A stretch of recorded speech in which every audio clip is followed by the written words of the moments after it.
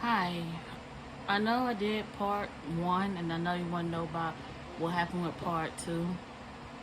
Yes, this is my part two, and I'm gonna be honest with you.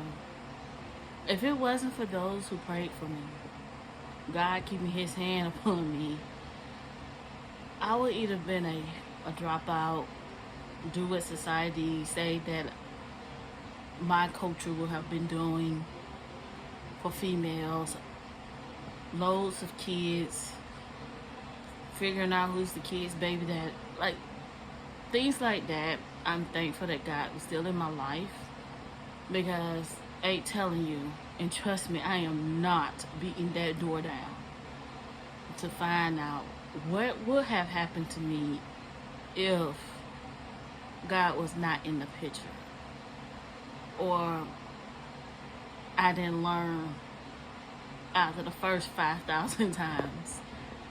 But I'm thankful that those who have prayed for me kept God in my life. Because in high school,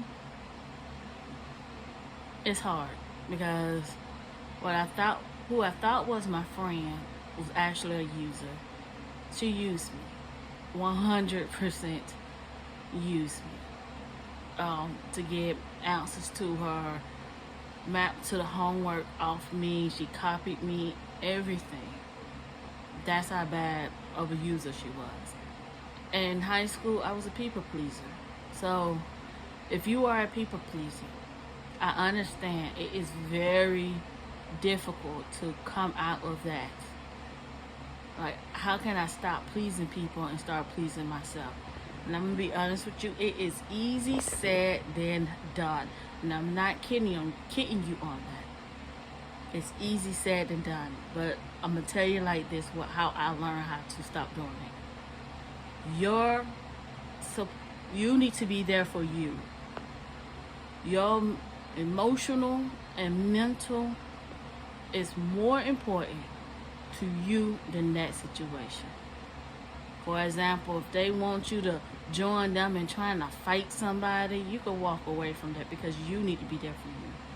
And I had to learn that the hard way. I had teachers there that really didn't believe in me.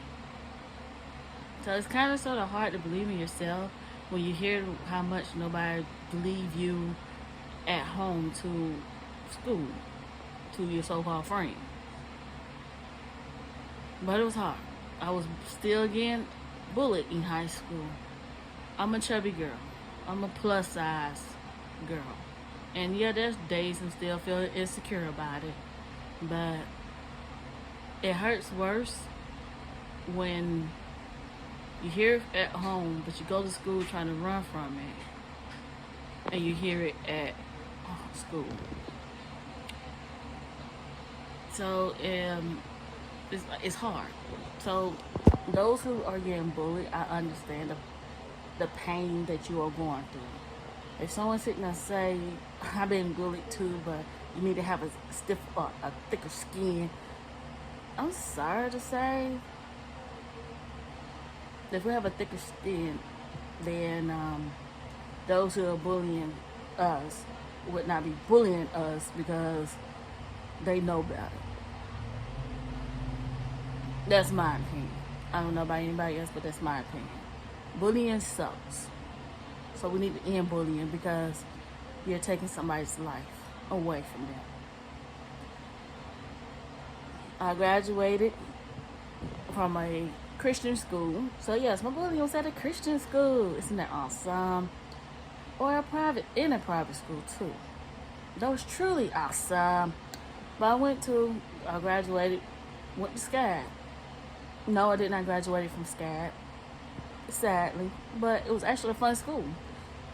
I went with my cousin. But honestly, it was hard. If you don't understand time management, if you don't understand what you're going through, get the help that you need. School is there. You paying for all the resources that's there. Use it. That's a lesson I had learned the hard way. But it took me a while to realize how not to be a people pleaser. It took me a while to realize that I need to stand up for myself. And honestly, all the way up until in my mid 20s, that's when I learned. That's when I became who I am now. Nonchalant, very sarcastic, very blunt. So if you don't like somebody being harsh and real, don't ask me for my opinion. What else? Yeah, I'm still here with my mom. I'm gonna be honest, I got kicked out because my mom was mad at somebody totally different, not me. Yes, I was kicked out. I was homeless, sleeping in cars, winding up staying at my cousin's house. It was fun, not fun. I'm lying to you. I'm lying to you. It was a lesson learned. But you'll find out who your real friends are when you hit rock bottom and you don't have nowhere else to go. But when I was staying at my cousin's house, I was pressured. I was pressured into a job that I hate. I pressured into doing, because nobody could pressure you. You still could get pressured when someone keep nagging you and asking you, so what about your job? Because at this time, it's hard to find a job. Even to this day, it is hard to find a job, a good job, a job that is worth keeping. It's hard. And whatever job you got, you want to do your best to keep it. Because, again, it's hard. And yes, I worked at a job that I hated. I was the bulldog, whistleblower, whatever you want to call it. Because I snitched on them. And they did not like it. They told them who snitched on them. They told them who it was, and it was me. So that was making my job more difficult than anything that it should have been. But I made them fire me. I made them fire me. Don't do that, unless you have a backup plan. I didn't have a backup plan. So for a while, again, I wound up being jobless. Very much jobless. Found a seasonal job that was very seasonal. Then again, wound up getting a job working at a warehouse. Then I wound up getting a job working from home. Wind up losing my work from home job because of other situations. And it left me back again at square one. What to do? And it was difficult. Honestly. I asked God why I can't get a job. I asked God all these, but I remember His timing, not mine. His will be done, not mine. It did not say Annie's will be done. No, it said your will be done. So I had to remind myself, it's on God's timing. I will fill out all the applications I can, pray that the right one falls through so I can get it. And if they like me, they will keep me. That's all I'm asking.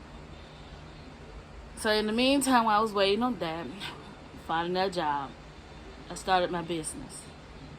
Yes, I am the same person that I talk about with a prayer board. I do have prayer boards, I do have prayer jars and prayer boxes. I am going to pull up my Etsy account so y'all can actually see what I have in store. But right now, Etsy and I are fighting. But soon, it will be okay. Anyway, so back to what I was saying. But honestly, throughout my whole life, you can actually see God throughout every phases of it. Because there's multiple times I wanted to give up. Multiple times I want to scream. Multiple times I want to shout. Multiple times I just want to walk away and say, bump it. Multiple times. But God never gave up on me. And those who prayed for me didn't give up on me. And I am honored to say that, because if they did, like I told you earlier, I'm afraid to bang on that door to find out what would have happened. But I'm glad that it did not happen.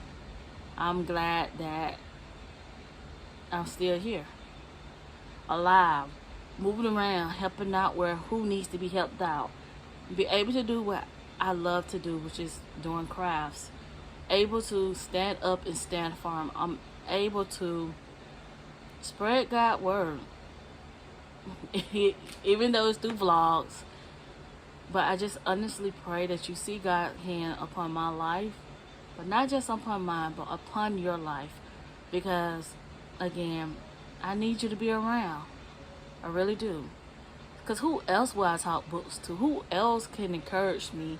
And who else can I encourage if you're not here? You are so much more important. Do not allow your situation or how you or where you're living at define you.